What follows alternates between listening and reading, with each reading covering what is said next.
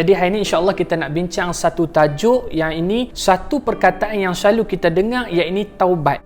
Jadi berapa ramai di antara kita yang betul-betul faham apa yang dimaksudkan dengan taubat. Baik, jadi di dalam kitab Penawar Bagi Hati karangan Syekh Abdul Qadir Al-Mandili ada menyebutkan bahawasanya taubat itu maksudnya adalah kembali ke jalan Allah Subhanahu Wa Taala. Yang mana seseorang manusia bila mana dia buat maksiat, dia buat dosa, jadi dia nak kembali ke jalan Allah, itulah yang disebutkan sebagai taubat. Tapi tahukah kita sebenarnya taubat ni dia ada rukun-rukun dia yang perlu kita ikut, yang perlu kita laksanakan. Apa makna rukun? Rukun ni kalau kita tertinggal, maka satu amalan tu dia jadi tak sah. Contoh kita nak sembahyang lah.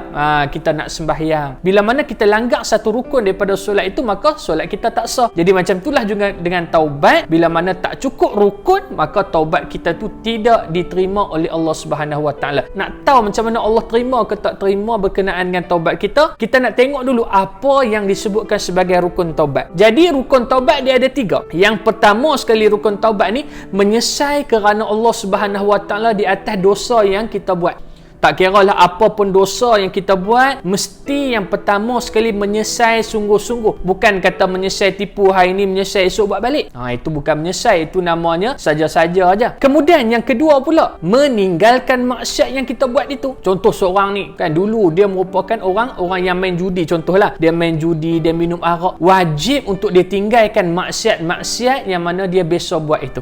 Itu rukun yang kedua. Adapun rukun yang ketiga disebutkan adalah apa? Berazam tidak melakukan maksiat tu lagi. Maksiat yang dia buat tadi dah wajib tinggal dah, kemudian berazam tak mau buat dah. Maka itu 3 rukun taubat yang mana perlu seseorang itu buat bila nak bertaubat kepada Allah. Tapi dia ada tapi pula. Tapi bila mana seseorang itu dia ada buat satu maksiat itu melibatkan orang lain ataupun melibatkan manusia lain ataupun kefarduan. Sebab apa? Ramai orang ingat syarat taubat ni bila mana ia melibatkan orang lain, dia tambah lagi 1 jadi 4. Yang ini apa? Dia kena pergi selesaikan. Contoh dia ada hutang dengan orang, kena pergi selesaikan dengan manusia itu. Tapi ramai orang lupa bahawasanya hutang dengan Allah pun kena bayar juga. Contoh dia ni tak sembahyang dulu 10 tahun 15 tahun tak sembahyang, maka wajib untuk dia qadakan solat tersebut, tapi mengikut kemampuan lah.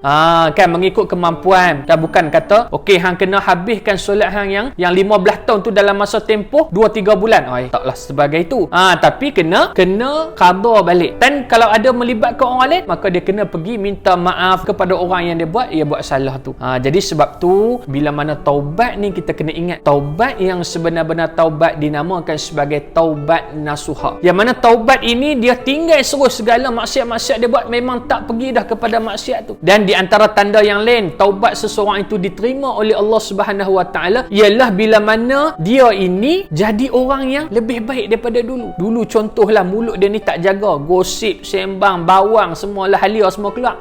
Kan, jadi dia ni orang yang tak jaga mulut. Tapi bila mana dia bertaubat, dia jaga dah mulut. Dia mula dekat dengan majlis-majlis ilmu. Jadi itu di antara tanda-tanda dia bahawasanya taubat seseorang itu diterima oleh Allah Subhanahu Wa Taala. Dan di kesempatan dan waktu ini, jom sama-sama kita ajak dan marilah kita bertaubat kepada Allah Subhanahu Wa Taala. Moga-moga Allah menerima akan taubat kita dan kita ini tergolong dalam hamba-hamba yang bertakwa di dunia dan akhirat. InsyaAllah jumpa lagi. Assalamualaikum warahmatullahi taala wabarakatuh.